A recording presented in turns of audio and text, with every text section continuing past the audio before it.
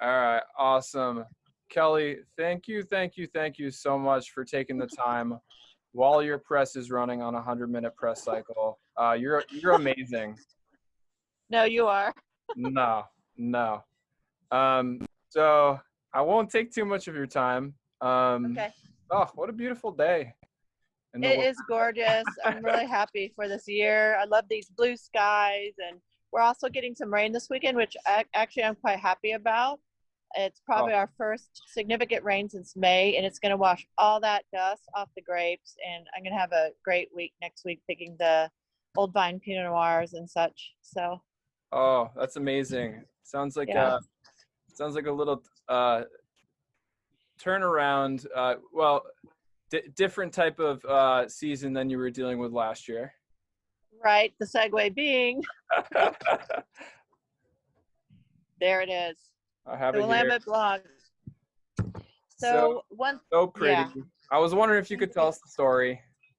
Yeah. So, I guess I'll start with the fact that we stopped drinking beer here about 3 years ago. There's a saying that to make good wine, it takes a lot of beer. Well, uh, instead of drinking the champagne of beers, we drink champagne. So I've been drinking store champagne instead of beer for, a la Pascal Doquet, Rodet, Bresch, Swennen, things like that. And so it made sense based on the wildfires to not have any skin contact on the Pinot Noir, old vine Pinot Noir planted in 1982 from the Weber vineyard, which normally I'm selling as you know, on my white label Pinot Noir for suggested retail $75.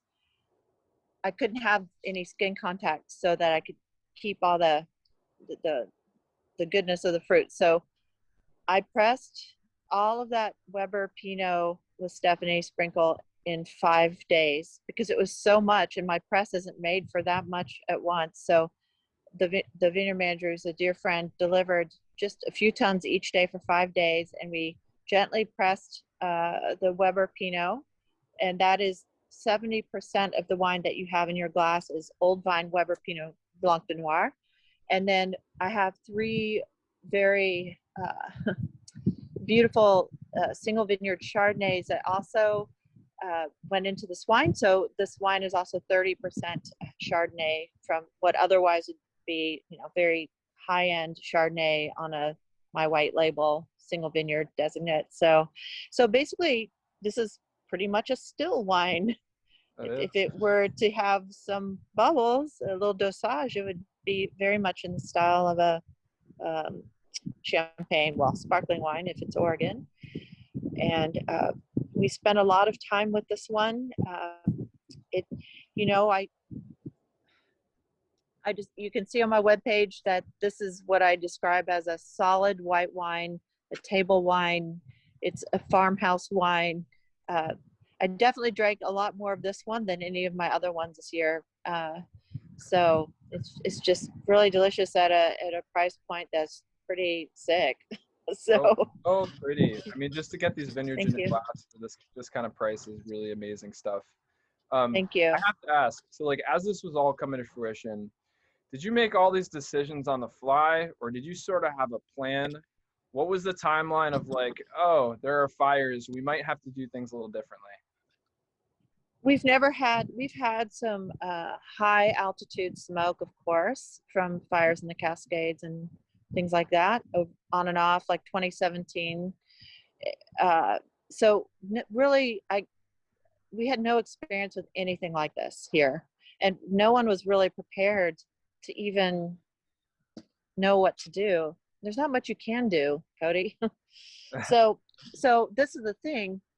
Most people, unless they were a California owned winery who had in-house testing for smoke marker compounds that they'd send vineyard samples to down there, ETS Laboratories, one of the few laboratories uh, that that does smoke marker compounds, they wrote out an email just because California was having so many wildfires also, that the first opportunity even for established clients would be November. Well, you can't make any real-time picking decisions if you're finding out about a fruit sample in November. we're picking in September, October. So yeah, a lot of us just, everything was fine until the smoke that was up high inverted into the valley. And still we didn't know. Yep. One of my neighbors who picked some sites next to my marsh a few days before I had, texted me and he said, Kelley, it's bad. And I said, no way. And I drove over there and tasted it. And I thought, okay. So we took all the reds. I didn't have very much reds, but we had my marsh actually. So we took it all off the skins immediately that day, worked very late. And I couldn't save it as a red wine. So we made this incredible vermouth from it. That's a whole nother story.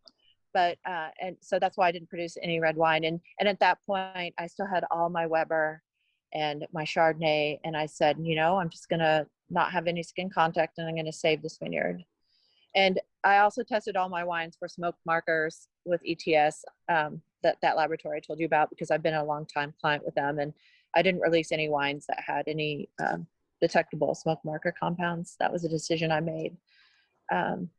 But when you get when you get smoke in the wine, especially the kinds of wines that I make that are extraordinarily transparent and truth telling, I just had to make the decision not to release any red wine. So. Gotcha. Well, the one wine you release is one of the couple wines you release is super, super pretty. Thank you. And we're so stoked with it. Seems like you made some really good decisions. And thank you. We're very happy.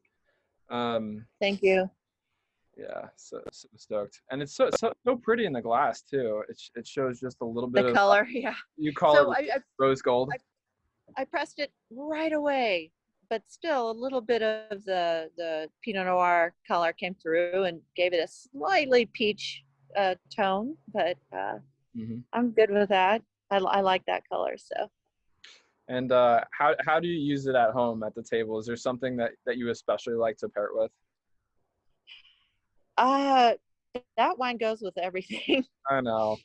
It really does. Roasted chicken, risotto, seafood. I've been eating a lot of seafood. I was able to find a local fishmonger who has sports fisher people bring in their catches, and so fresh caught coho salmon and fresh caught halibut and things like that. Those kinds of things go really well with this wine as well. So, or to just drink it by itself.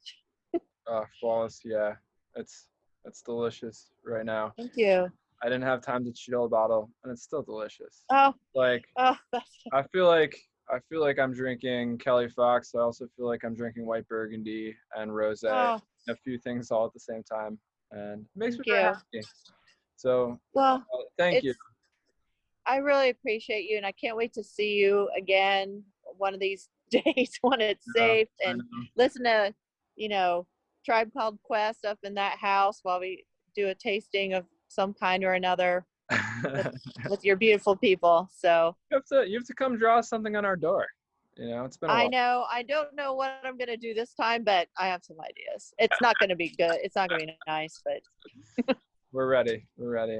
Well, all right. I'm going to let you get back to making wine and pressing wine. Thank you. Thank you so much. You don't know how much I appreciate this. Seriously. No, you don't know how much I appreciate this. I became extremely attached to this particular wine. Stephanie did too. I don't know. We spent so much time and care with this wine, and I cared very deeply about it. So thank you for getting behind it and just drinking it. It wants to be drunk. So thank you. Yeah, it does, and I want to drink it. So, well, have a great day making wine, and thank you. Let's keep us posted on 2021. Shall do. It's a good one. All righty. All right. So stoked. All right. Much love, Kelley. Big hug. All right. Love to you. Take care. Bye. Cheers.